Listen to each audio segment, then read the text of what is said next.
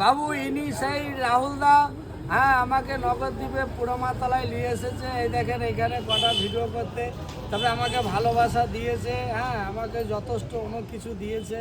যদি ভালো লাগে একটু লাইক কমেন্ট করবেন। হ্যাঁ, আমি বলেছিলাম যে আমার কিছু দায় নাই, কিন্তু ইনি আমাকে বহুত কিছুই দিয়েছে।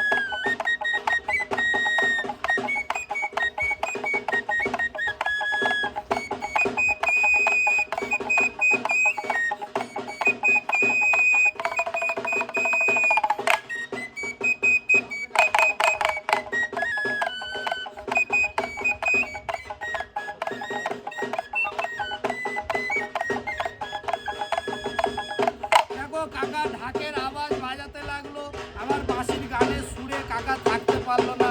যদি ভালো লাগে কাকাকেও